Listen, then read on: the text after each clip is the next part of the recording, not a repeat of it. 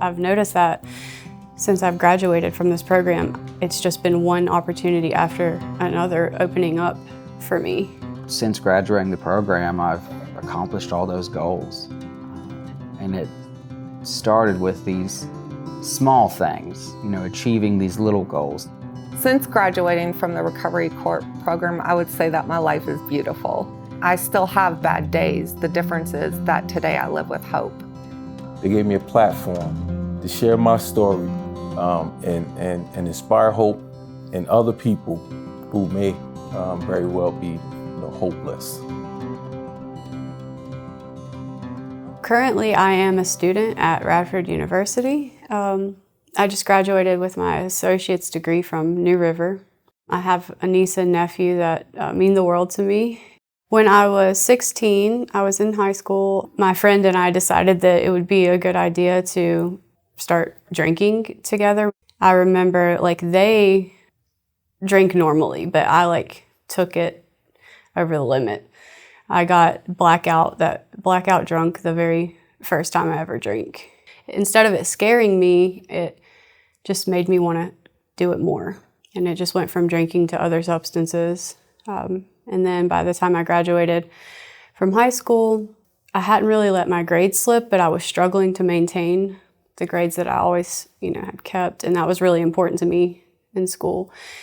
And I went to Radford University right outside of high school originally. And I ended up dropping out because I prioritized my substance use over, school. After that, I just went from smaller drugs to the hard drugs gradually over the course of a decade. Yeah, and then I found myself getting legal charges and in recovery court.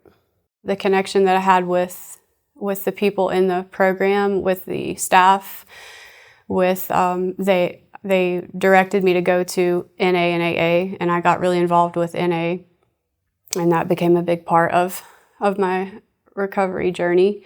Honestly, I came from a really hard place before. My addiction had led me to being homeless and to losing everything and burning all the bridges and ruining the relationships or harming the relationships that I had in my life. And so I was just alone, and it could only really go up from there. So the connections that I gained from the program and being kind of nursed back to health in a sense by the program and just having the accountability. This program changed my life so much that I just wanted to be a part of changing other people's lives. And so I just use my own experience and try to help the next person the way that I was helped by my case managers and my peers. And I know the program very well, and I feel like that kind of equips me to guide people through it and, help them through the tough parts of it. My favorite quote about hope is Aristotle said, "Hope is a waking dream." And I always loved that, and I always thought about that a lot. And to me, that waking dream for me is just opportunity, and the sky's the limit. And I've noticed that since I've graduated from this program, it's just been one opportunity after another opening up for me. But yeah, that's what hope is to me. It's resilience and just a brighter future. It's possible to recover. We do recover, and I heard that so many times, and it did not stick for quite a while. I tried, and it just wasn't sticking for me until one day it just did. And I realized that if I just took the help that was given to me and I made those important connections and I just kept putting my next best foot forward, that things would get better, and it did. And it took time, and it's not easy, but it is possible. And I think a lot of people they don't think that it's possible, and it is. So they just keep trying. Since I graduated recovery court, I started working with NRVCS. Actually, the day I graduated is the day I started working with NRVCS. And that was kind of a big moment for me, because that kind of symbolized a new chapter of my life. I went from being a service recipient to a service provider. And that was a heavy experience, having that weight of now being that role model in the community and becoming someone that another individual would look up to. Since graduating, I was able to progress my way through the ranks of being a peer recovery specialist, and I've gotten to a point now where I'm a supervisor of peer recovery specialists, and I have a team of 9 people now that report to me, and that's a lot. But I'm very honored to have that experience and be able to do that. Personally, I'm just married the man who is the love of my life for 5.5 years, and that's an amazing experience that we have there. And he was along with me through all of my recovery, and we're in recovery together. We've really built a life together. So after graduating, I was accepted into Radford University, and I started my bachelor's in social work there, and graduated this summer actually with my PSW and started my MSW program. And my significant other graduated from community college as well. So we both have degrees, which is almost mind-blowing that we've came that far, from our active addiction.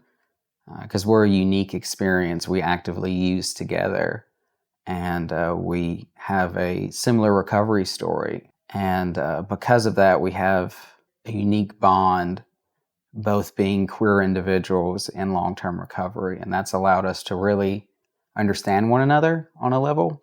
I remember in drug court, we did, RBT? And the goals I set in that program I've reached today. I remember thinking, it was almost kind of wishful thinking at the time, like that I would, get my bachelor's degree, I would buy a house, I would buy my own car, I would start developing a savings account and start accruing all these things. And it was kind of wishful at that time period, but since graduating the program, I've accomplished all those goals.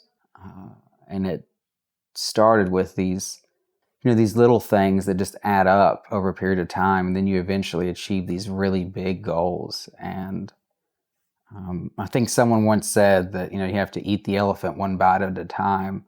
And that's kind of how we've taken our recovery, since graduating the program. Harvey Milk once said, "Hope will never be silent." And that's kind of how I define hope, as being this really loud and present voice that just constantly pushes me and other individuals to achieve the most they can out of life and to constantly have a positive outlook on what possibilities are. And that stuck with me ever since. My name is Ferletta Martinez. I'm a person in long-term recovery from drugs and alcohol. I'm a peer support specialist with the recovery court team, and that is extremely rewarding to me. I get to reach back and help people where I once was. I wanted to start by saying that I'm just really grateful for recovery court. Not only has recovery court helped me rebuild my life, but it's also helped me find purpose and meaning in my life by opening doors for me that otherwise would have never been possible. Since graduating from the recovery court program, I would say that my life is beautiful. A lot of people have this false belief that life is perfect once you get into recovery. And I still have bad days. The difference is that today I live with hope. And hope is being able to see light inside the darkness. When I was actively using, I couldn't see that light. And recovery court has helped me find that again.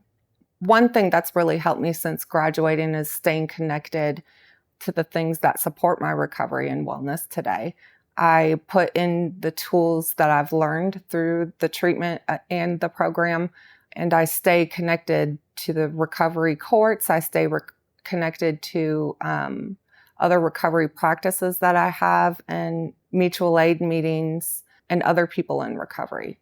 I would say if you're out there and struggling with addiction and you're living in the darkness and can't see the light, to reach out for help. You don't have to do it alone. There's others who believe in you when you can't believe in yourself. It's a long journey, but it's worth it on the other side.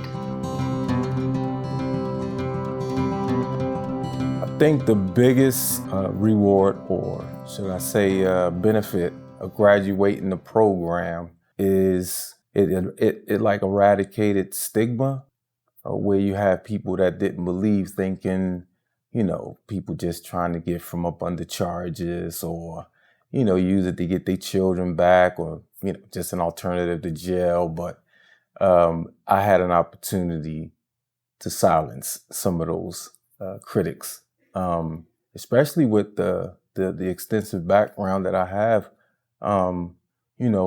People like us are counted amongst the lost, man. And post-graduation, man, that's when the real work happened. Waking up and living without any oversight from the legal system, not having to do urine screens. Who's gonna know? When you have those that say, the program is a sham, it's a money gimmick, it's a racket, I take offense to that. In fact, I take offense to anything negatively spoken of about Recovery Court. That was my this was my lifesaver. I remember going before Judge Long one time, and I said, I quoted the Bible, right? I'm just like, this is like getting another opportunity to eat at the tree of life. I don't have to go to the tree of knowledge of good and evil, right? The tree of death. I can go to the tree of life this time. And that's what it was for me, right? It was an opportunity to get this second shot at eating from the tree of life. And it's interesting, like it's the logo, but the Recovery Court is that tree because of what it represented, life. So then I think people was watching, right? Obviously, because I was offered a job here. When they told me that I could use my lived experience, I actually thought that was a joke. I'm like, yeah, right? You're going to pay me to tell my war stories, right? I was so excited. I wanted to save everybody, right? I'm rolling around. There was no did not even exist in my vocabulary. Leroy, would you? Sure, I'll do it. Leroy, can you? Yeah, I'll do it, And I started losing myself. But, with people like Miss Trail, Anthony Akers, Judge Long, with those individuals that didn't know me from Adam, but still loved on me, still showed that they was a part of my recovery, my support.